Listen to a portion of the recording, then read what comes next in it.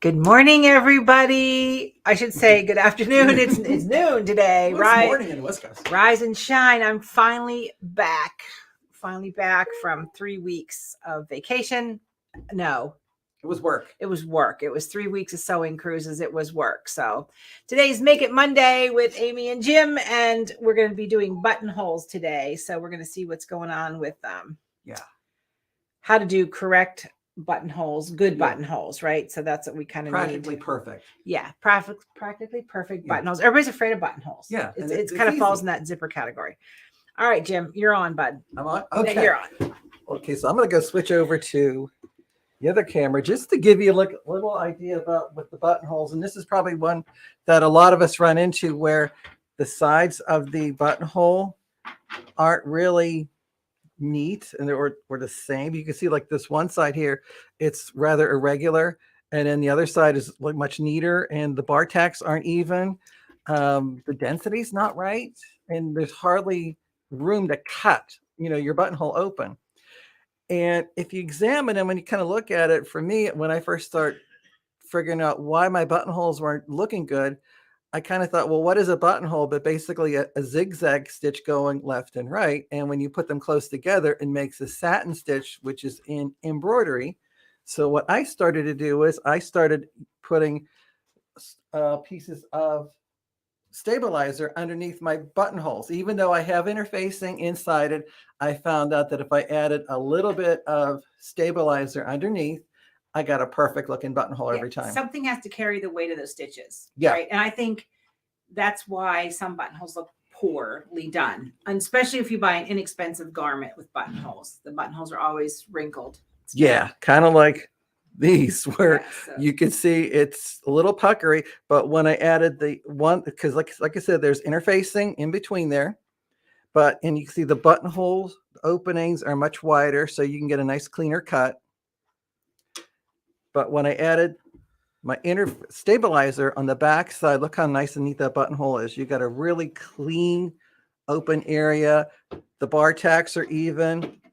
And the density is the same on both sides. And one of the keys to getting good density is to run your machine at a single speed. So if you have a mechanical and you're using your foot control, try to keep your foot control at a same rate. Or if you have one where there's an on-off button, we'll look at the green light, red light, use that, and it'll sew out the entire buttonhole at the same consistent speed, and you'll get a much better stitch out. And then once you go to cut your buttonhole, a lot of times they'll tell you to put like a fray preventative, like fray check, fray stop, all the different ones after you cut the buttonhole out. And my tip is don't apply it to the cut buttonhole. You'll go and put it to a buttonhole that has been solid. So before I cut it, I'll apply my seam sealant, like fray check, fray stop, or whatever you like, let it dry. Then I'll use like a buttonhole chisel cutter and cut it out. And that way you'll get a flawless buttonhole, because whenever you go and cut the fabric first, you're allowing it to relax, and then you're going to prevent it from fraying anymore. This way you put it on before and it doesn't fray out. Right. And then before I turn it over to Amy, I got one more thing about feet. No, yeah, talk about the feet. I'll cut last. Okay. I'm going to go talk about the feet, because that was one thing I was checking them out. Most times when you get a basic machine, you're going to have a foot like this, which is pretty far away. So I'm going to move to this camera. Sorry. There we go. We could see that a lot better. That's better. Yeah. So most of the machines have a foot like that. And there's always a buttonhole lever that pulls out from like where the light bulb is behind the needle. There's a little lever you have to pull down to activate. Well, this is the simple one. This is the simple one. This is probably the very mechanical basic machine where you have to turn the knob to go one way, turn the knob to bar tack, turn the knob to go back the other way, turn the knob to bar tack. Yes. And actually, I have one at home where it has this foot, but it does it automatically. And it's okay. But if you upgrade to one like this, where it has like the little guide in here, like Amy said, you would actually open the back up. You'd put your button in this one and pull the guide down in between the little controls there, and it will actually measure the buttonhole for you. Right. So this piece right here up inside the machine, there's a little piece you pull down Yeah. that fits behind here. It's like beside the needle, behind the light bulb. And that's what triggers the machine to turn around. Right. The And buttonhole for turn around. and if you're shopping for a machine, and if you're wondering, like, should I spend a little bit more money going a model up? Look at the buttonhole foot. If you're seeing a machine with a buttonhole foot like this, go that route because it's cheap. If it was this one, I would run. Yeah. However, if you go up maybe another step, you'll get a foot like that, and it's a lot bigger. Some machines you can buy that as an optional accessory, but Right. I would rather look for a machine that has it like this because there is a stabilizer plate underneath it. And to me, what this makes me think more like it's a embroidery hoop, because when you put your fabric in between the two layers and the foot goes down, it actually clamps the fabric in position. So it's like having an embroidery foot on my machine. Right. And that does bigger buttonholes. The other thing you need to check is to slide the slide out here. This is all the bigger buttonhole you're going to get is this area right here. So at some point, if you do really big buttonholes for purses, then you need an embroidery machine. Yeah. But I did know that you can get this also in a larger model too. So you could, as an optional accessory for your machine. Like 1 inch, 1.5 buttonholes. Yeah. So this basically, if you're not sure, contact your local dealer and I'm sure they'll be able to help you out. Yeah, contact them. Tell them you watch Amy Sews and they'll probably hang up.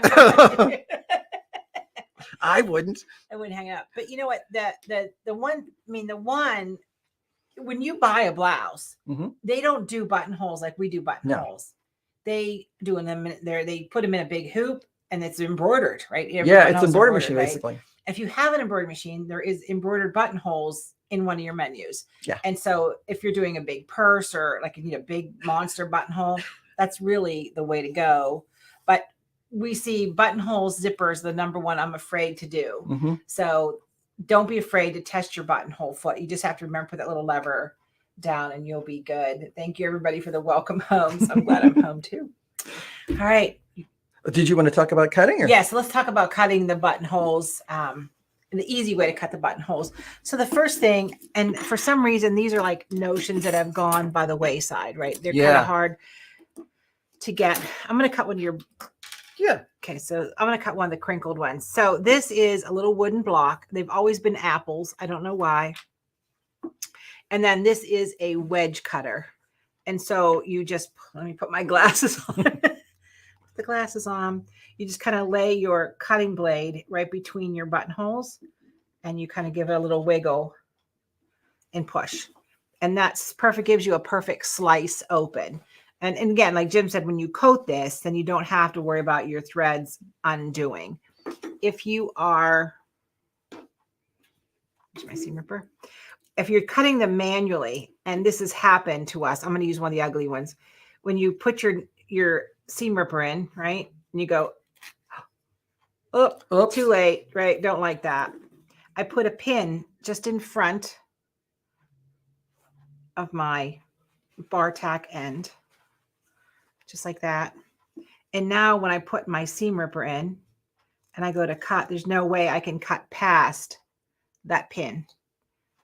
And then you also have a nice clean buttonhole that way. So that's 2 ways to cut your button. I just poked myself with a pin and I'm bleeding. And we don't have freight check right now to fix that. No freight check. It's all right. I'm fine. I'll live. Not the first poke I've had in my finger. All right. Are we good, Jim? I think we're good. Okay, perfect. So that's your Make It Monday with Amy and Jim. Jim did a great job with the buttonholes. If you want to hear about the cruises, you can hang on and stick. So we had 3 cruises in the Caribbean with us. So go to sewandsail.com or to get all the information. There's a Facebook group and a website. So we did 3 weeks, 180 stitchers, which was great. And I want to say, look how not tan I am. So it was 3 weeks. I had an hour in the sun at best. We were very busy. The guests sewed, I think, 24 hours a day. At one point, I said, you guys know you're on vacation, right? Like, I can't sit here anymore. I got to go outside. But everyone had a great time. I think we did 5 projects on each cruise. 5 different projects. We had some ladies who stayed all 3 weeks. Wow. And then 1 week, and then we had some 2-weekers. Bonnie was on there. So we had a good time. A lot of box customers were on there. The subscription box people were on there. And then we had Becky from Power Tools that joined us, and she hung out with everybody for a little bit. And we're planning another one for next January. I don't know what we're going to do yet. We were going to do spring, but mine and Jamie's schedules just couldn't gel for spring. But Jim and I are going to work on doing something here at the store. Yeah. A retreat. We'll do our own retreat. We'll do our own retreat with your embroidery machine, your scan and cut, and software. So you're going to get the best of everything. So that's kind of what happened. It was pretty uneventful. We had a lot of sick people on the boat. Just going to say that. And people who were cautious about it, people who weren't cautious about it. I think that's just a risk you take when you get on a ship with 3,000 people. Yeah. It's a petri dish anyway, without having COVID or all the other external messes going on. So do we want to show the serger project? I could go get it. Jim could go get it. So the scan and cut box, which is leaving any moment now. This is your project without the buttons. So we're going to be doing a tote bag. So for those of you who are already members, if you're not a member, you have to get on the wait list because we ran out of supplies. We can't add any more people to the box. So this is your little beach tote bag. And you're going to be putting this bicycle on top of your tote bag. So it's mixed media. It's heat transfer glitter vinyl, cork, and fabric. And then we're going to fill the cork basket with these cute little flower buttons. So this is what's leaving any moment now to get, okay, I'm glad you didn't get sick. A lot of people did, but that's awesome. And then are you ready? So ignore I'll put the unembroidered side out first. So this is the serger project for March. So we're going to be next month. So we're going to do piping, ruching, making cording, and we're going to be doing a bolster pillow. And for those of you who embroider, you can embroider your main fabric first. This is not the fabric that's coming in the kit because we haven't decided yet what's going in the kit, but it's going to be a great look at this one. And once you learn how to do it, look at that. That's a big one. Look how beautiful that is.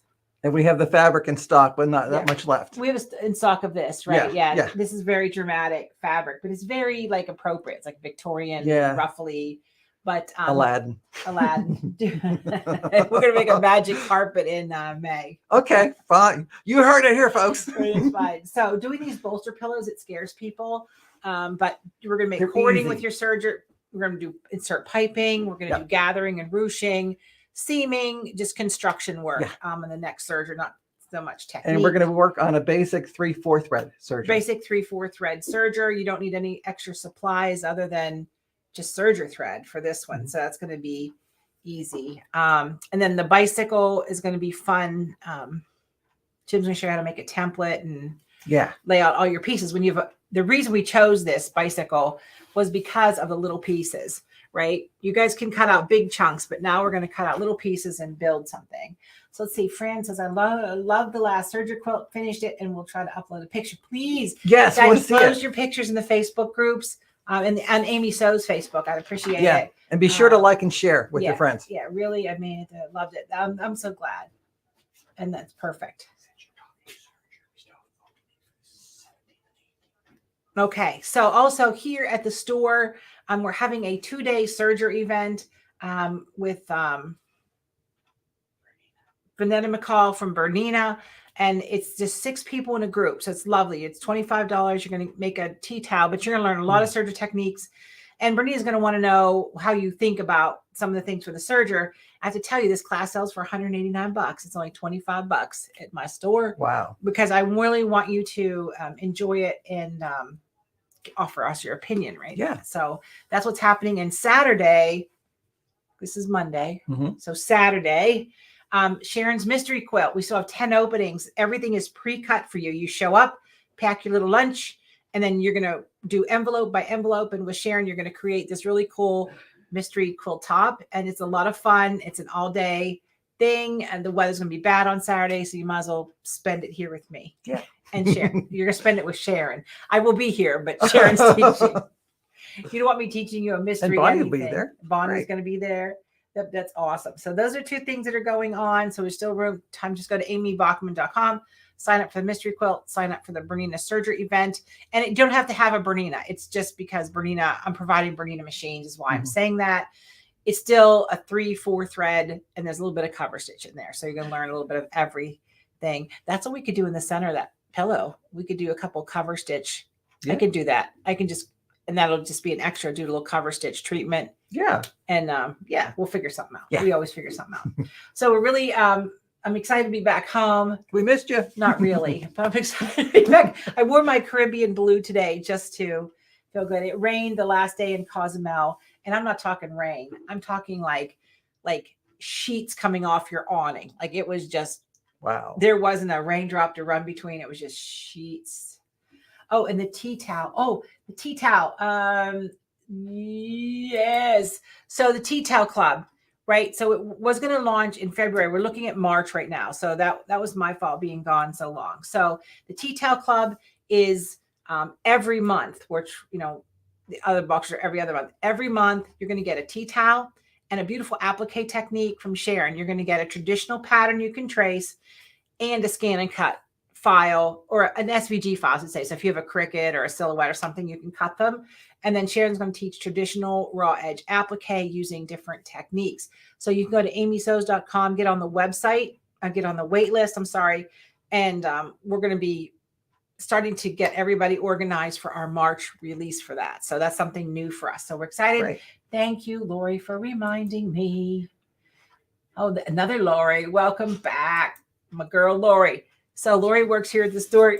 She's being very kind when they missed us so much. So I think the what do they say, the hen house kind of ran itself. Zach was going.